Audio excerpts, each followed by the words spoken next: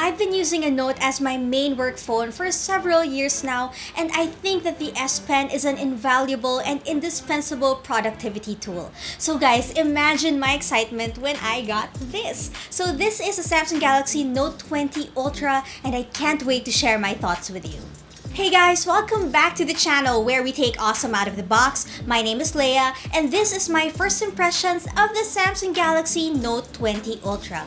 So guys, para clear, this is not a review yet. First impressions pa lang kasi we need more time for the actual review. But before we get to that, here's a quick reminder to subscribe to the channel and hit that notification bell so you don't miss out on any of our videos. So let's get started, starting with the design. I know that design is a subjective thing, but my friends and I basically all agree that the Note 20 Ultra looks absolutely stunning. We love the mystic bronze color variant. It's classy, trendy, professional, and fun all at the same time. Hindi naman obvious na gustong-gusto ko siya, although Jamie prefers the one that we have, which is mystic black. Color aside though, it looks and feels premium as a flagship device should. It has a glass back as opposed to the reinforced polycarbonate back used on the vanilla Note 20. It's very similar in size with the Note 10 Plus, and I'm honestly thankful that they didn't make it a lot bigger because as is, it's already pretty difficult to grip. Either that or I just have really small hands because of my petite frame. One thing that I can't seem to get used to is that large camera bump. Guys, not because I think it looks bad, I think it's a trend for 2020. I'm just really concerned about hitting it there accidentally and damaging the cameras. Of course, this is nothing that a case can't fix, but it would be a shame to cover such a pretty design. I've said it before and I'll say it again, I'm a fan of Samsung's AMOLED displays. The one on the Note 20 Ultra was made even better. It has a 6.9-inch WQHD Plus Dynamic AMOLED 2.0 display. So that means that it's 25% brighter than the one on the S20 Ultra, which in my opinion is already pretty good. Now in terms of refresh rate, it can go all the way up to 120Hz, although it's only available in FHD Plus resolution. So if you want to max out the resolution, then the refresh rate will go back to 60Hz. It also has an adaptive refresh rate feature, so let's say you open an app that only supports 30Hz, then the Note 20 Ultra will adjust accordingly, and this is supposed to help prolong the battery life. It's also the first smartphone to have Gorilla Glass 7 protection, so it's more scratch resistant and drop resistant than those with Gorilla Glass 6. Guys, sorry, I can't try it out. The phone is too expensive for that. So, iwan na natin yan kay Jerry Rig. Panoorin na lang natin yung video niya kung kaya ng puso natin. Now, let's do a quick rundown of the camera specs. You get a 108 megapixel main camera with an aperture of f1.8 OIS and a big sensor. You get a 12 megapixel ultra wide angle camera with an aperture of f2.2, a 12 megapixel zoom camera with an aperture of f2.0, and the selfie camera is at 10 megapixels. The cameras are pretty good, yes, but on paper, it's not a camera monster like the S20 Ultra. To begin with, you get 3 cameras instead of 4. The space zoom is capped at 50x instead of 100x on the S20 Ultra, and the selfie camera is only 10 megapixels versus 40 megapixels on the S20 Ultra. So is it a big deal? Honestly guys, I don't really think so. Regarding the super zoom, the 100x one on the S20 Ultra was cool at first, but then we ended up not really using the camera so much, so the 50x is okay, it works for us. Regarding the 10 megapixel selfie camera, for social media use, that should be more than enough. And they may have gotten rid of the time of flight on the Note 20 Ultra, but then again, they replaced it with laser autofocus, which works so much better. So yeah, cameras are pretty solid on this device. The Note 20 Ultra also has Pro Video Mode and 8K recording. Now, does it work better than the one on the S20 Ultra? Honestly guys, we don't know yet. We have to test out the cameras and we will create a separate video on that.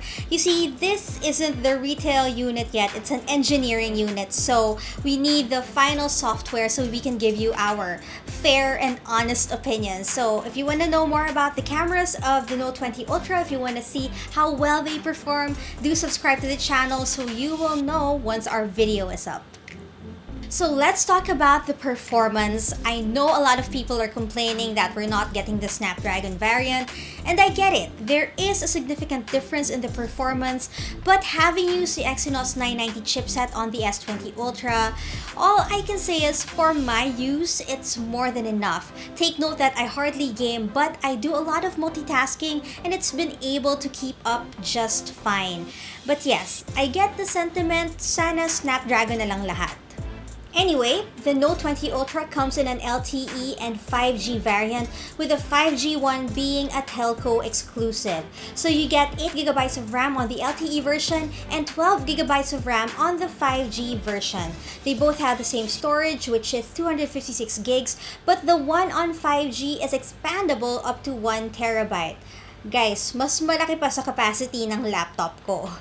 The battery on the Note 20 Ultra is 4,500 mAh, which is pretty big but surprisingly smaller than the one on the S20 Ultra. It has a 45-watt fast charging feature along with support for wireless and reverse charging. According to Samsung, the battery may not be as big as the one on the S20 Ultra, but it's more power efficient because of several reasons. First, it has that adaptive refresh rate feature. Second, the UFS 3.1 storage. And third is the new One UI. So whether or not this is true, we've yet to find out. Abangan sa full review. Now let's talk about the heart of the Note, which is the S Pen. Now this is the reason I've been using a Note as my work phone for years now. Again, it's been a very helpful productivity tool. You see guys, I sign a lot of documents, I take down a lot of notes, and yeah, it feels like I'm writing using an actual pen and paper, and I love it. The S Pen on the Note 20 Ultra is made even better. The latency is down to 9 milliseconds, and that pretty much means that it's way more responsive than the previous iteration. There are less lags, less delays, so mas lalong pen and paper yung feel. Pair that with the new Samsung Note's features, auto-save, auto-sync, so you can access your files from your tablet, from your laptop. You can import PDF files and write on them. You can export your notes to PowerPoint. Even simple things like having page templates and choosing your background color, it just really levels up everything in terms of productivity. My only adjustment is they changed the position of the S Pen. So syempre nasa bottom pa rin, but in the Note 10 Plus, it's on the right side. On the Note 20 Ultra, it's on the left side. So considering that I've been using the Note 10 for a year, syempre muscle memory na yon, diba? Sanay na ako kung saan kukunin yung S Pen. I'm sure I'll get used to it. I'm just a bit confused at the moment. There are also new air actions on the Note 20 Ultra, so it's pretty cool. I feel like Harry Potter holding my wand. But then again guys, I still have to get used to it. More on it in the full review. Actually guys, that's it for this video. As I mentioned earlier, this is just our initial impressions, full review to follow. But if there are things that you would like us to include in the full review, then please let us know in the comment section. The Samsung Galaxy Note 20 Ultra is 67,990 pesos for the LTE variant. But if you're considering getting the 5G one, then talk to your service provider about it. If you like this video and you'd like to learn more about the Samsung Galaxy Note 20 Ultra in our next videos, then give this one a thumbs up, subscribe to the channel, hit that notification bell, and follow us on Facebook and on Instagram. My name is Leia. Stay safe, happy, and healthy, everyone. Bye!